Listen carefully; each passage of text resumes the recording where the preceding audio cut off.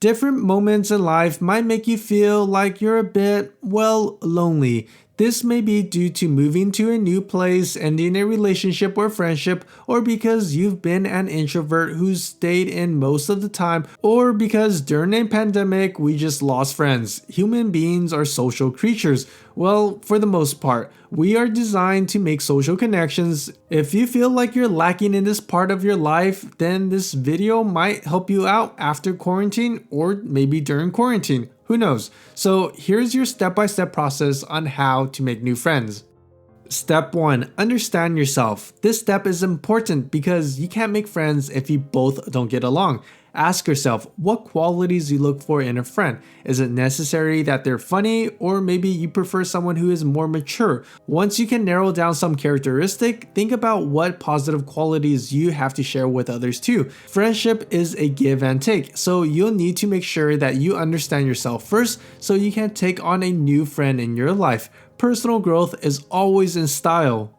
Step 2. Be more open and say yes more often. If you're looking for a new friend, then you should probably be more open-minded so you can actually accept new friends. Be willing to go to different places, do things that you normally don't, or if you can't, be willing to hang out online. You would need a completely different mindset when searching for new friends. People normally like others who are friendly and approachable, and if you keep saying no, then you're just limiting your options in life. Once you achieve this, move on to the next step.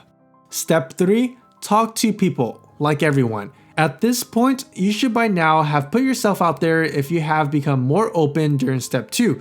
Now it's time to put yourself out there verbally or digitally. You need to take the first step and strike up a conversation. You can always start up with a typical "how are you?" or send a funny meme or talk about anything that happens right now in this moment just to make small talk. The idea is to just talk and talk. Practice makes perfect. Sooner or later, you'll start to become more comfortable talking to people. And if you want to know how to make small talk, I have a video on that. You can check it out if you like. Also, stay engaged and make sure to use active listening skills like nodding along and asking questions. Step 4. Find some common interests. Now that you're able to talk to different people, the conversation should naturally flow towards conversation topics that either of you like. If you have something that you like and you want to share, let them know. It could be your love for art, cooking, or basketball. Then see if you both connect with these topics. If you do click with someone, make sure to ask that person for their contact information. There's no point in chatting up a storm if you never reach out to the other person again if your goal is to make new friends. Hopefully, you'll be able to find some more common ground if you want a long-term friend. If it doesn't seem like you two have anything in common, that's okay. Friendships can't be forced, so don't force it. Step 5. Follow up, meet up, and hang out. Now that you have this person's contact info, don't be shy, reach out and have a few conversations digitally using the common interests that you both share, which would be easy to strike up a conversation. Set a date to do these activities together if it's something that you both can do. Whether it's a relationship or friendship, you want to build XP points together because this way you both would have more stuff to talk about in the future and bond on a deeper level. Step 6. Be open and be yourself. Once you pass the small talk, it's important to be willing to share more about yourself in order to make a connection more personal. Anyone can talk about the weather and that gets old pretty fast. Start sharing more about your personal life and see if they are willing to share some of theirs with you. If not, it's okay. Give them some time since they are your new friend anyway.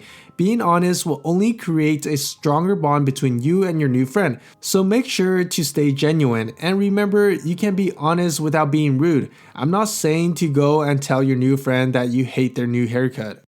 Step 7. Rinse and repeat. Just like the shampoo bottles have been training us for decades, it's time to rinse and repeat this cycle. Did you know that on average, a friendship will last 7 years? Of course, some are less and some are more, but the average connection will only last 7 years. Now, that may sound surprising to you now, but as we get older, life gets busier and friendships takes more effort to maintain. It will be normal for some friendships to fade, no matter what stage of life you're in. You can always refer back to this cycle if you feel that your social circle could use some expanding.